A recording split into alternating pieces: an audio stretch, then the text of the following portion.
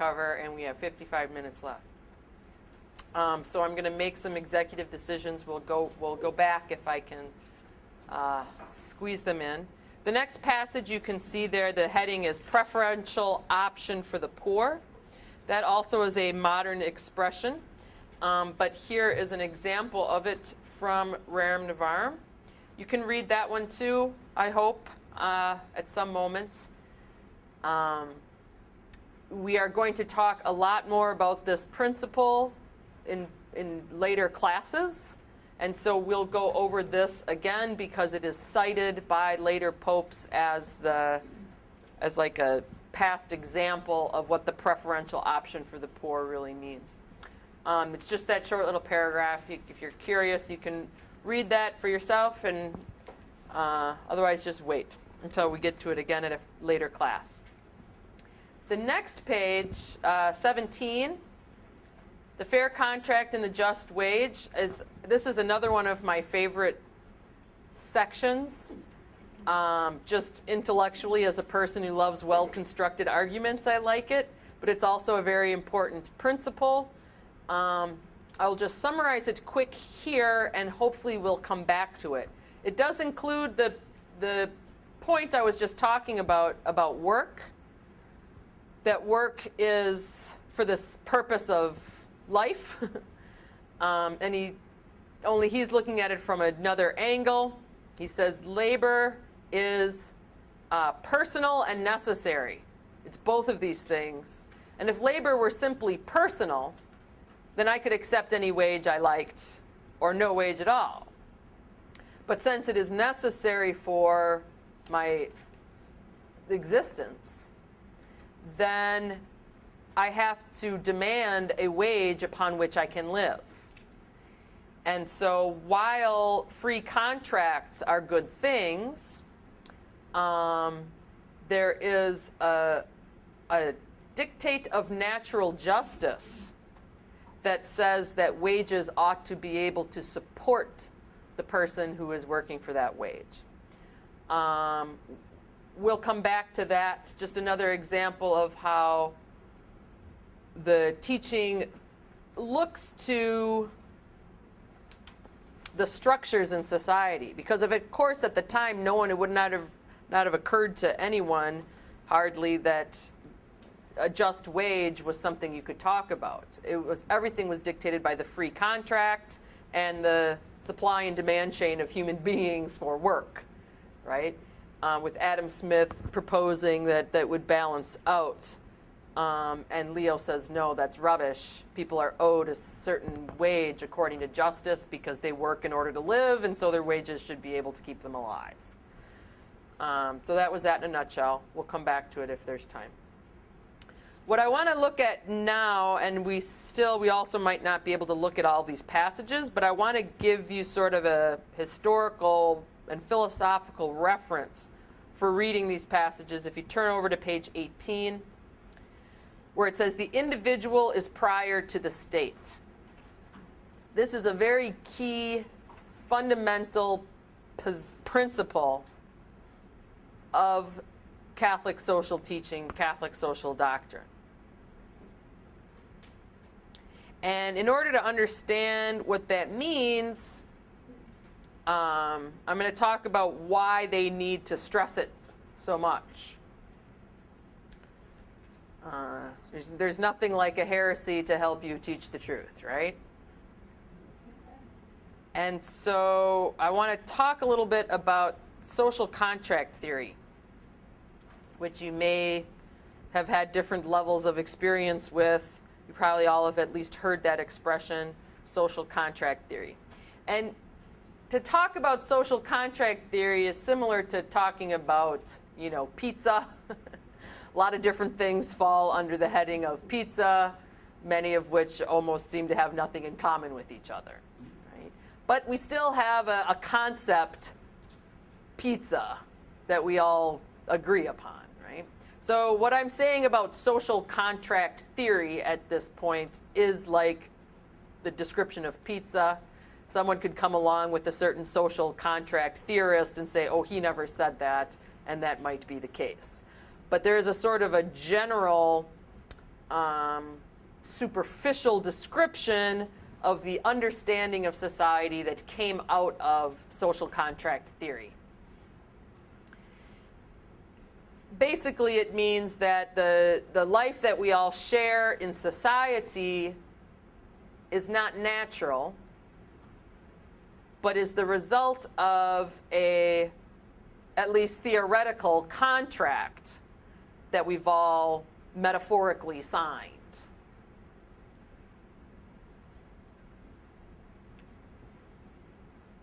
For most of the social contract theorists, this is certainly the dominant understanding that rose to the top, the human person is born a strict individual, right? The rugged individual who cares for his self-interest, completely free to do as he sees fit, out in nature with no limits placed upon him to forge his way in the world. Born an individual, born absolutely free. But then, because of the limitations of material existence, he senses, the rugged individual senses, that they might obtain material benefit from joining into partnership with other people. And so that, according to social contract theory, is where communities come from. Though I am a rugged individual, completely free, all by myself in nature, I sense a material benefit from joining in a community with all of you, and so I do that, right? Greater security, greater support from attack. You may have gifts and talents that I don't have that I could benefit from, and I recognize that. And so in order to benefit from all that you could give me, I, the rugged individual, come into this community and submit to certain artificial rules. Now my freedom is limited.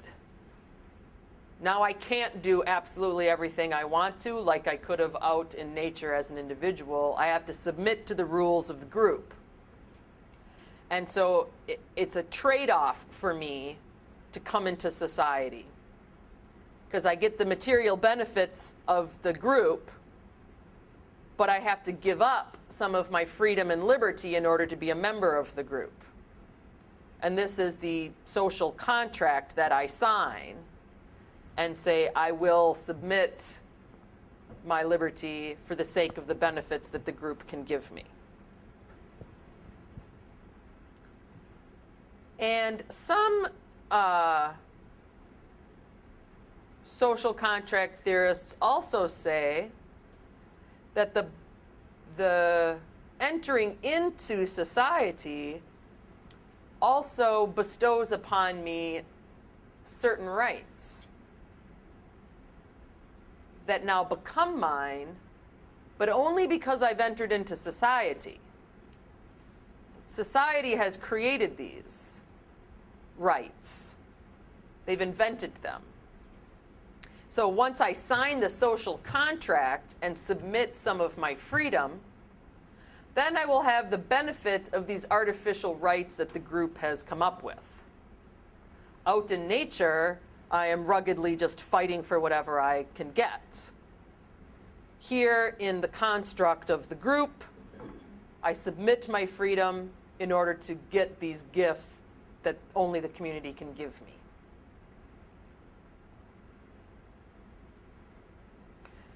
And in certain situations, you know, in certain communal gatherings, this is the way things go. There is a social contract. You know, if I join the coffee cake circle and, you know, you get, you know, you ever join one of those, people still do that? Where you make coffee cake out of this thing that has like a culture that you have to use, and making the coffee cake produces more of the culture. And so you get involved in these coffee cake circles where after you make the coffee cake and you have this leftover culture, but you don't want another coffee cake, because who can eat that much coffee cake? And so you give the culture to the next person in circle. Right? That's a kind of a social contract, right? I don't have a right to the coffee cake culture. I need to do my part and make my cake and do my thing, and then I'll reap the reward. I think a coffee cake shows up too every now and then. You get a free coffee cake. Right? So social contract, I mean, we do make these sort of social contracts. We come into these agreements with each other. But that's not what the whole of human society is built upon. Right? It's a false understanding of the human person, and it's a false understanding of what happens when we enter into communion with other human persons. It has, however, become a dominant understanding of what government is, of what human rights are, of what entering into society is. Not that people are walking around, expounding Rousseau, but that it is crept into sort of our consciousness about understanding government and understanding what it means to enter into society. And from the Catholic perspective, it's wrong on three very fundamental points.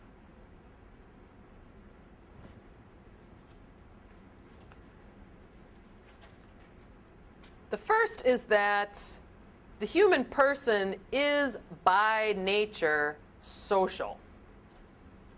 We are not this rugged individual that is better off on our own, bravely fighting for what we need out in the world.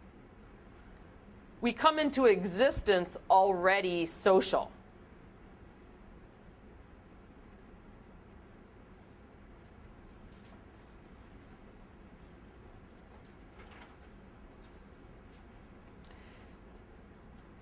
Also, that it is, while it is true that we sometimes have to submit to the will of others in order to enjoy the benefit of being in communion with other people, this is not something that diminishes our individuality. It does not make me smaller to submit to these things. Because there are things like charity and sacrifice and love of my neighbor, the dictates of justice. These things don't make me less of a person. They make me more of a person. They ennoble me. Caring for the rights of others, working for the good of others, controlling my own impulses, not living according to my own self-interest. These things don't diminish me as an individual, as the social contract theorists would suggest. These things actually perfect me as an individual. They make me a better person. I'm not being deprived of anything, even though I might feel it as a deprivation because I'm self-centered and egotistical. If I embrace it, it's not depriving me of anything. It's making me more perfect. It's making me more human. It's making me more who I'm supposed to be, not less who I'm supposed to be.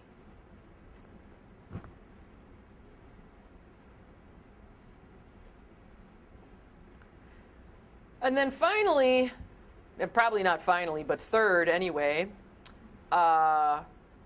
human rights are not an artificial invention of the state.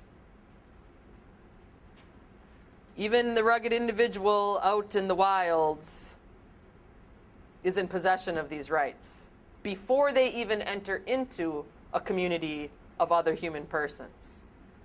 The state doesn't invent rights. Like our social nature, our rights are part of us from the very beginning, from our conception. We have them by God in our nature.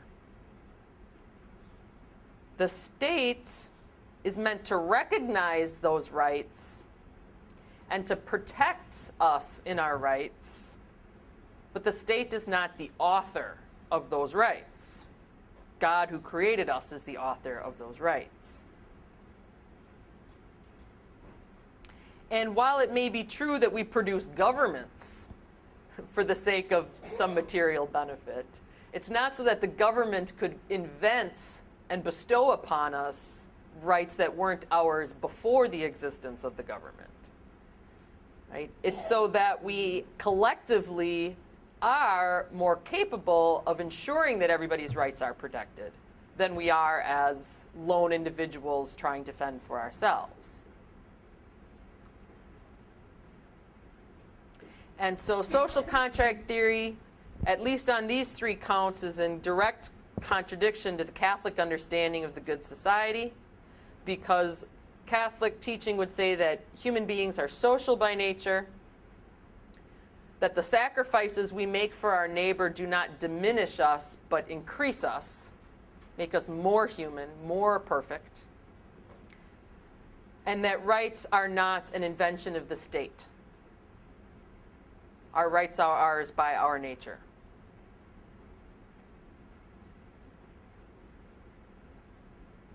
But like I said, the social contract theory is very much alive and well in our consciousness. Both communists and Democrats, people building up democracy, employed different elements of the social contract theory in order to, springboard whatever revolution it was that they were trying to accomplish. And so bits of that have crept into just sort of our understanding of community life.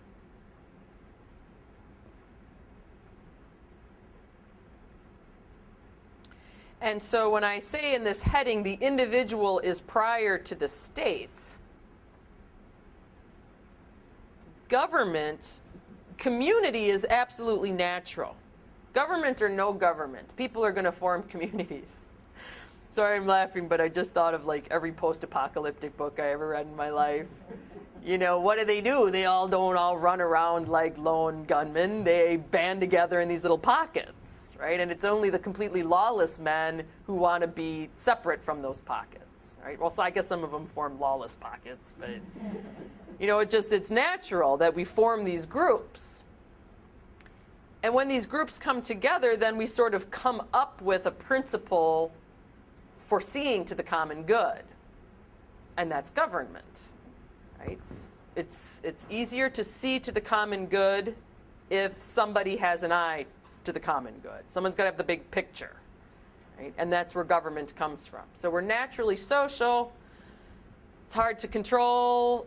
I don't know if control is the word I want. It's hard to organize a large group of people without having someone in charge of that organization, and that's where government comes from. But prior to the formation of any government, the human person already exists, social by nature and in possession of certain rights. And so the individual comes first, as we say. And by saying the individual comes first, we are also saying the family comes first. Because the family as a society, you'll hear, exists prior to the formation of any form of government.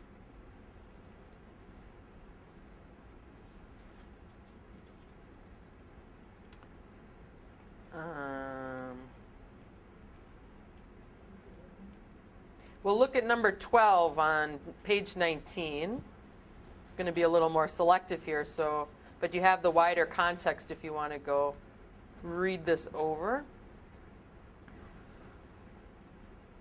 So he's just finished talking about human rights and the rights of individual persons, the right to private property, which the state has no business taking away, right? Which is what the socialists suggest. And so he's making his argument in 8, which we looked at, for how private property is a natural right of the individual person, and the state has no business taking that right away from them because the state didn't invent the right. Now in 12, he says, the rights here spoken of belonging to each individual man are seen in much stronger light when considered in relation to man's social and domestic obligations. In choosing a state of life, it is indisputable that all are at full liberty to follow the counsel of Jesus Christ as to observing virginity, or to bind themselves by the marriage tie. No human law can abolish the natural and original right of marriage, which of course the socialists were intending to do. nor in any way limit the chief and principal purpose of marriage ordained by God's authority from the beginning, increase and multiply. Hence we have the family, the society of a man's house. A society very small, one must admit, but nonetheless a true society, and one older than any state. Consequently, it has rights and duties peculiar to itself, which are quite independent of the state. Now, that is a very important principle, and it protects us from totalitarianism and tyranny. That the family, like the individual, has rights and duties peculiar to itself, which are quite independent of the state. It's the state's job to protect those rights. It cannot take them away.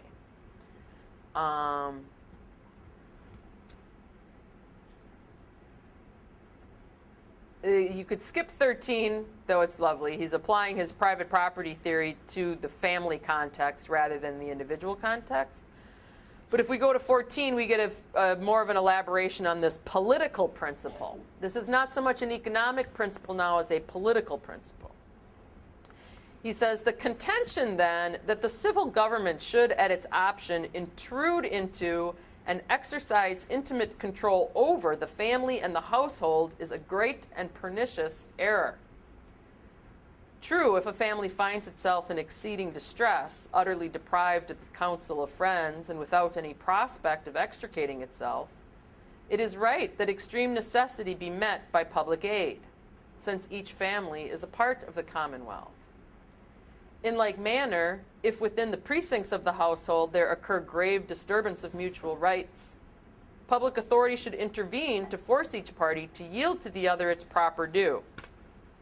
For this is not to deprive citizens of their rights, but justly and properly to safeguard and strengthen them. But the rulers of the commonwealth must go no further. Here, nature bids them stop.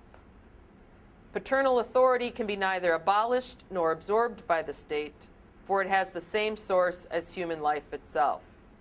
Here you go. The child belongs to the father and is, as it were, the continuation of the father's personality. And speaking strictly, the child takes its place in civil society, da-da-da-da-da-da. He talks about the greatness of the family. Back to the political principle. There's a limit to the intervention that the state can have in the family life, because family life is a society with its own rights and duties. And the only time the state can interfere with that is if it is a question of the violation of somebody's rights. Right? So if the family is in extreme need, exceeding distress, it is right that public authority, public aid would come to their assistance, because they're members of the commonwealth, right? And they deserve to be supported in their time of need by the commonwealth. So that's one way in which the state can interfere in the life of families. Or, how does he put it? If within the precincts of the household there occur grave disturbance of mutual rights.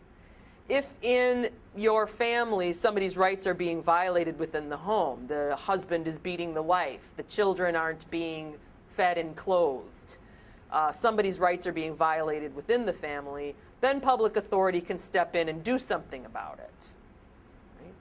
But as he says, this is not to deprive citizens of their rights, but justly and properly to safeguard and strengthen them. And over, as he looks at different issues, this is what Leo XIII says. This is what Rerum Novarum says.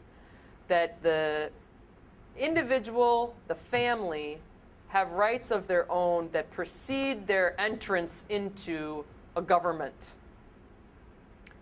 And the government's job is to protect those rights, but it can't ever do anything that threatens those rights. Because the government is not the author of those rights, they have no business taking them away. We're going to look at this with unions real quick, unless somebody wants some clarification or for me to re-say it in a different way.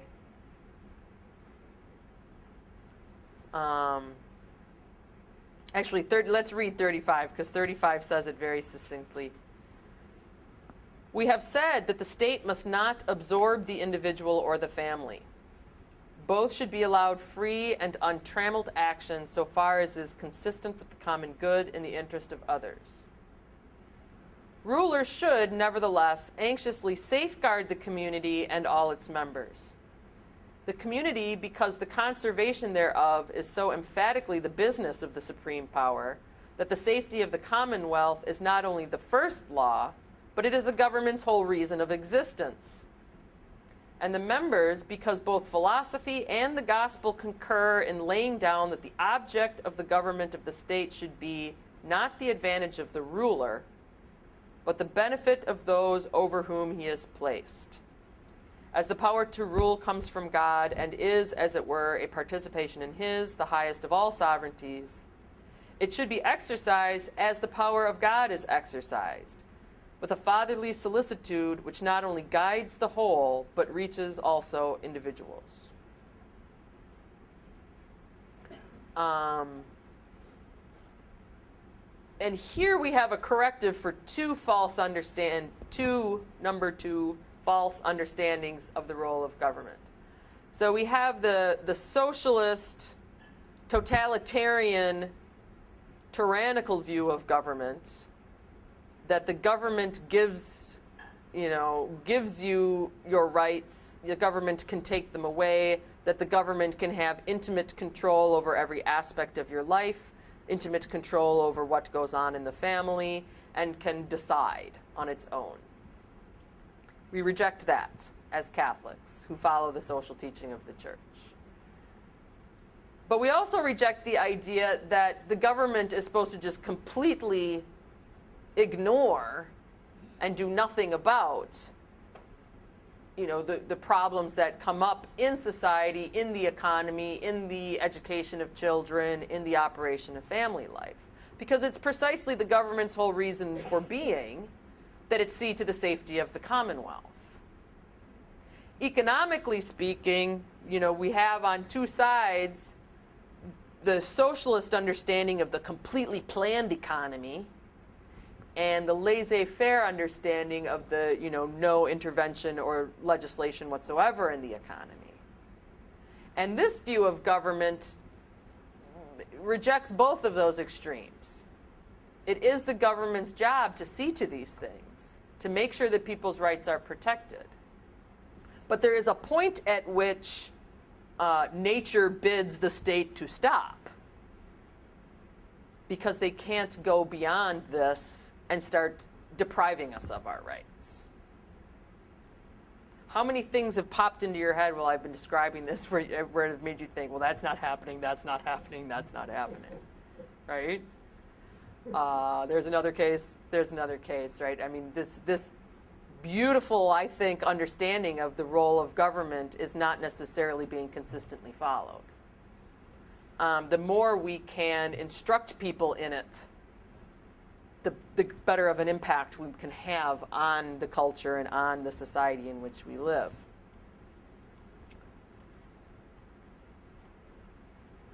One more thing, we'll look at the defense of unions, which was very radical for its time.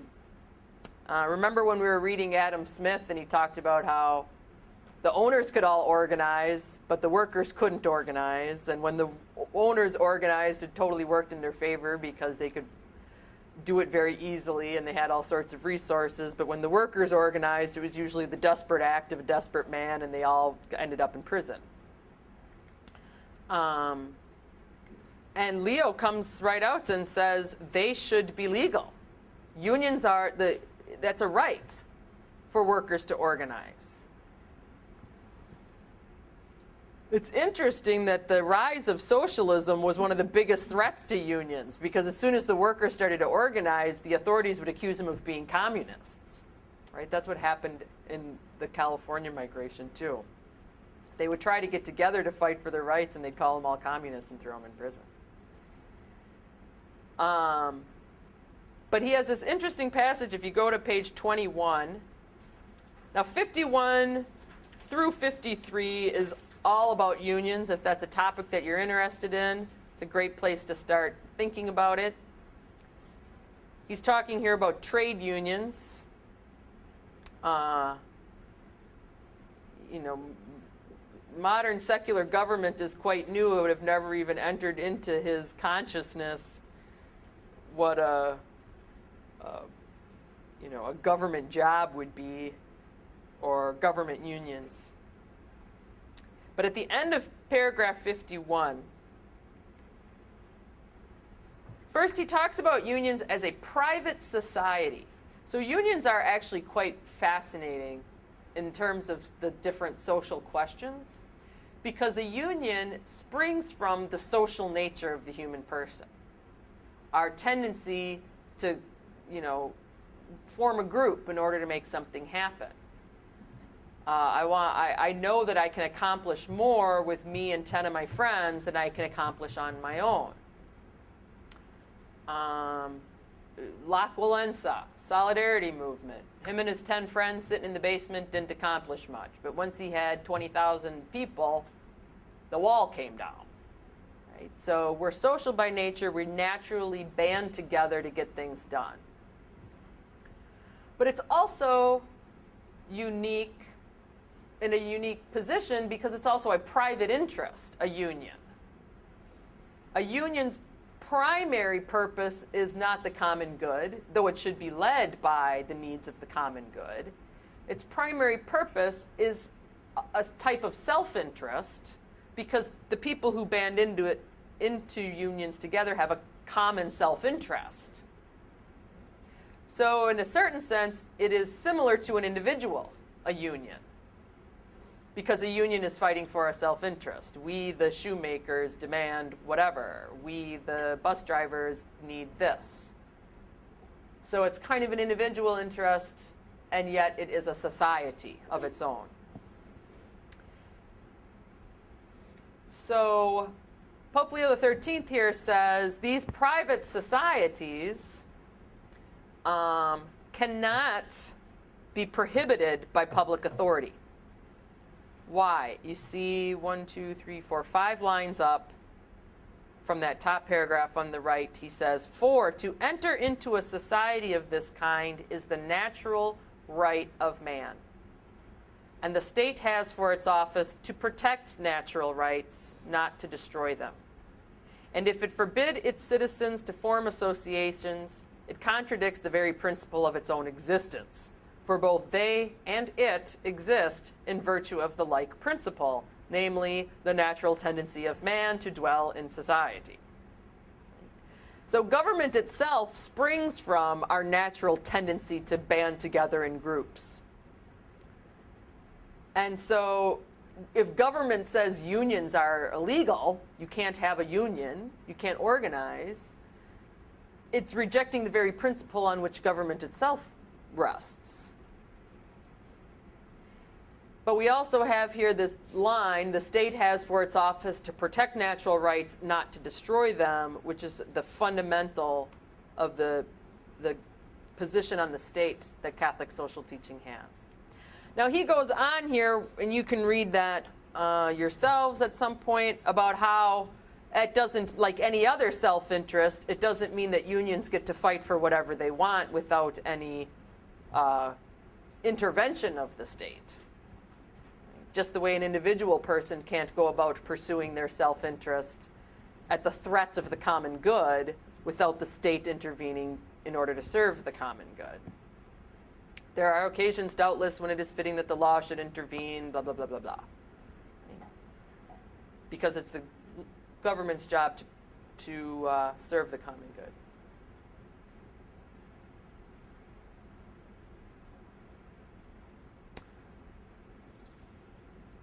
Any thoughts on that? What are y'all thinking about? What are all the different occasions in which these principles are not being upheld? I can tell you read my line on thinly veiled totalitarianism. That's I get my most conspiracy theory.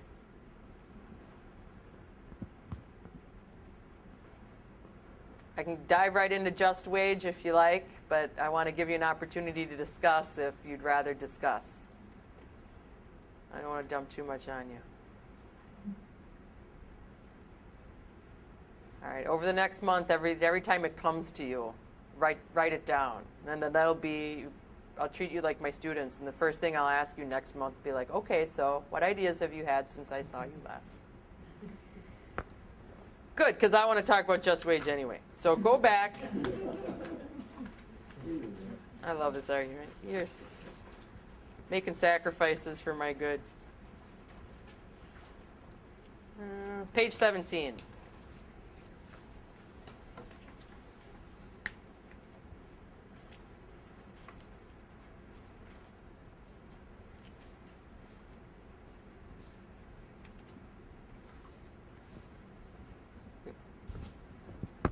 So you recall, I am sure, from last week that under Adam Smith's principles for generating wealth,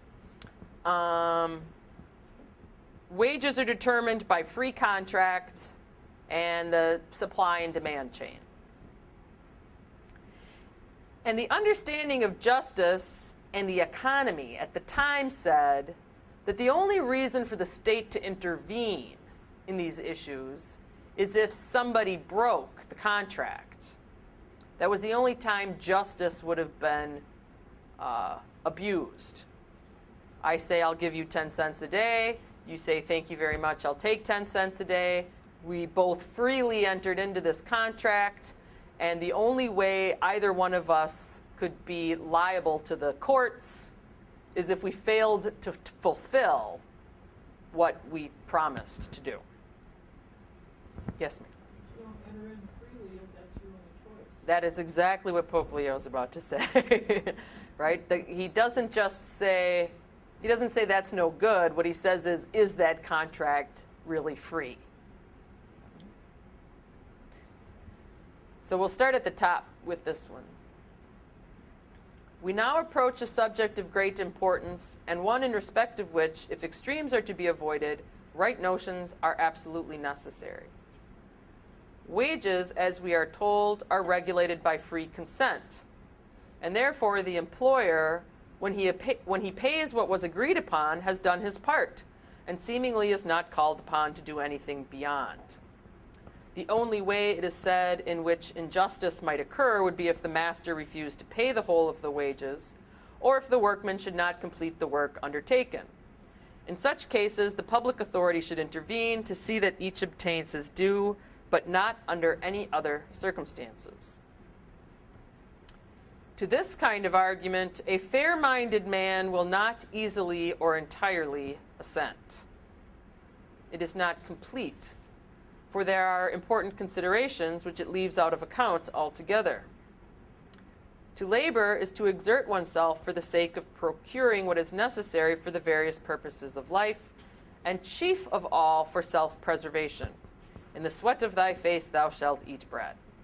Hence, a man's labor necessarily bears two notes or characters. First of all, it is personal, inasmuch as the force which acts is bound up with the personality and is the exclusive property of him who acts, and further was given to him for his advantage. Secondly, man's labor is necessary. For without the result of labor, a man cannot live, and self-preservation is a law of nature which it is wrong to obey. Now, were we to consider labor merely insofar as it is personal, doubtless it would be within the workman's right to accept any right of wages whatsoever. For in the same way as he is free to work or not, so is he free to accept a small wage or even none at all. But our conclusion must be very different if, together with the personal element in a man's work, we consider the fact that work is also necessary for him to live. These two aspects of his work are separable in thought, but not in reality. The preservation of life is the bounden duty of one and all, and to be wanting therein is a crime. It necessarily follows that each one has a natural right to procure what is required in order to live, and the poor can procure that in no other way than by what they can earn through their work. I'm sorry, that was a lot of reading. We've talked about some of this has come up already, though, along the road here. So what he says here is there's two notes to work, that it is personal and that it is necessary.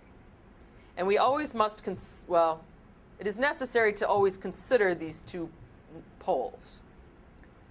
This little paragraph here is going to be all of Laborem Exercens practically. John Paul just takes this little passage and writes an entire encyclical on it.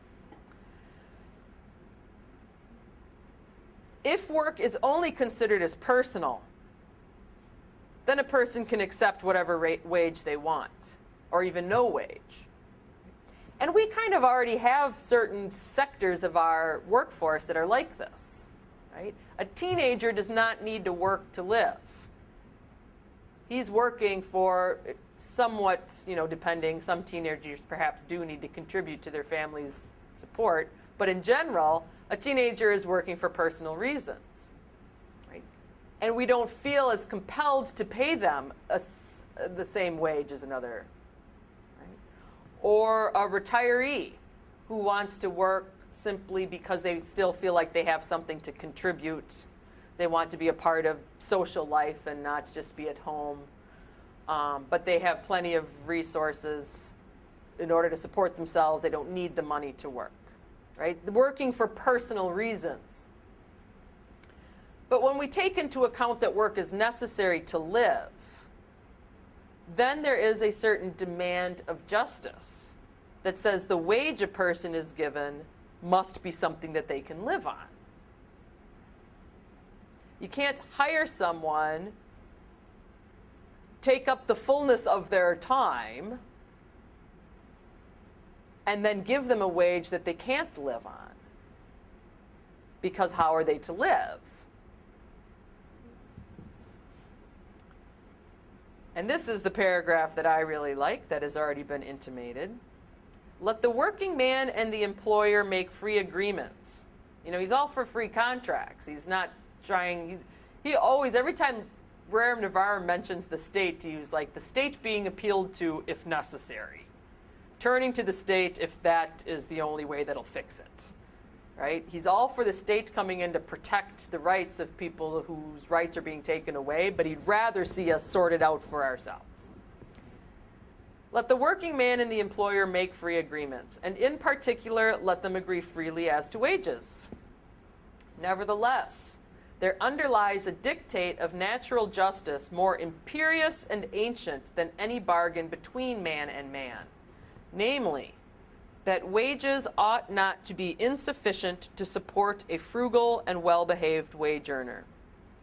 If through necessity or fear of a worse evil, the workman accept harder conditions, because an employer or contractor will afford him no better, he is made the victim of force and injustice.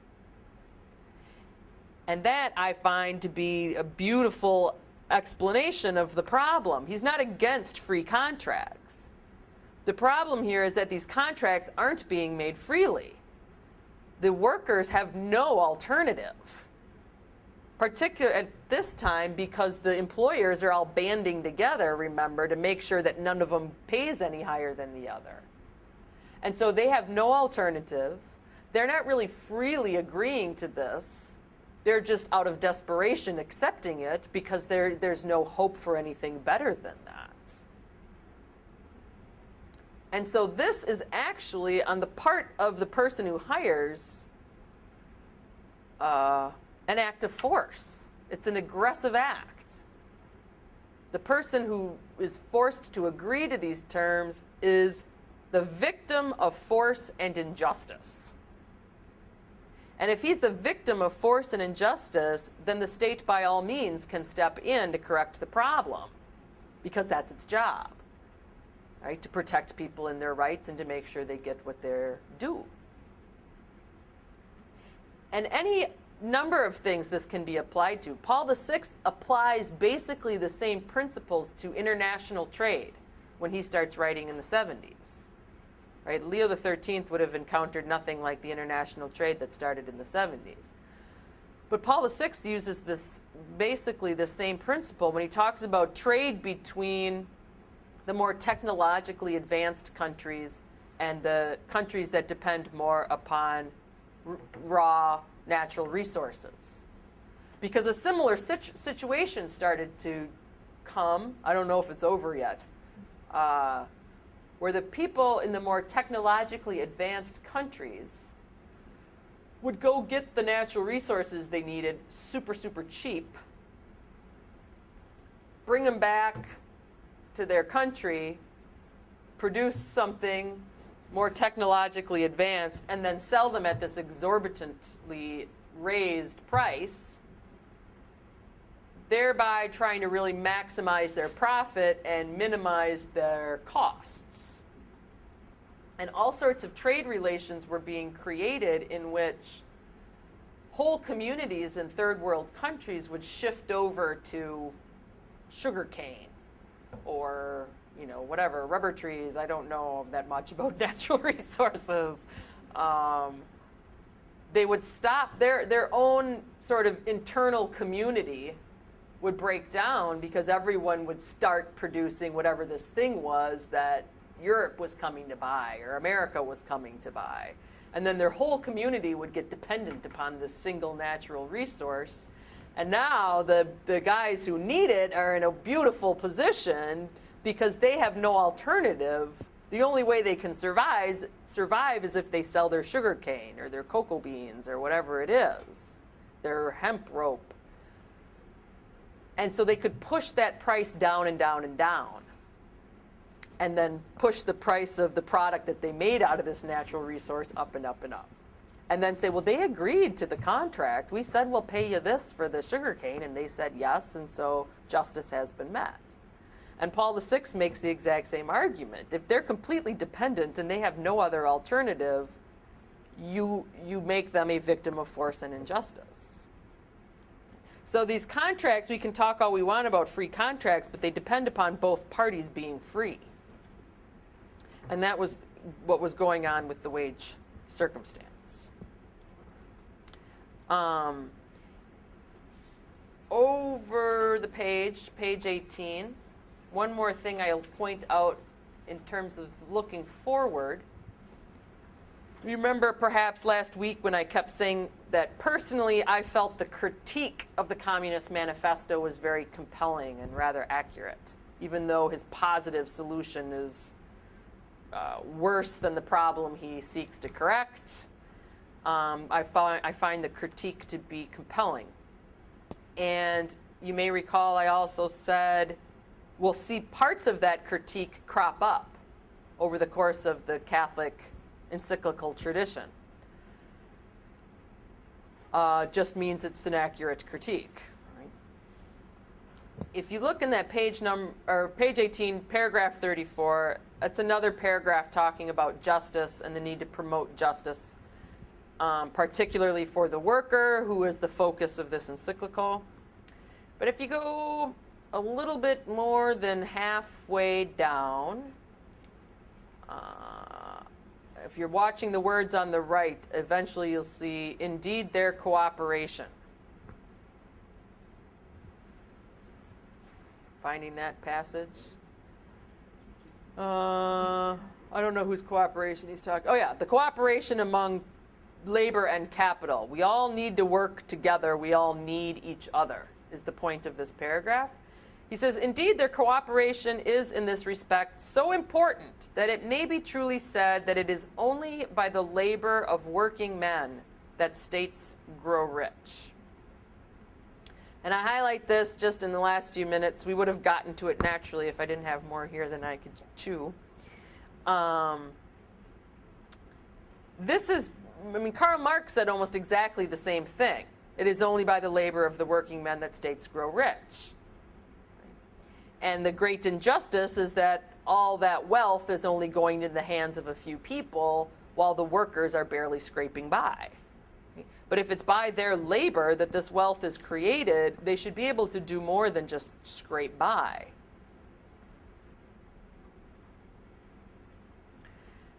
Two things about this. One, this does not mean that the church is Marxist. People will look at passages like this and say, oh, see, the Catholic Church totally agrees with Karl Marx. Socialism is acceptable or, okay, or agreed with. It's an endorsement.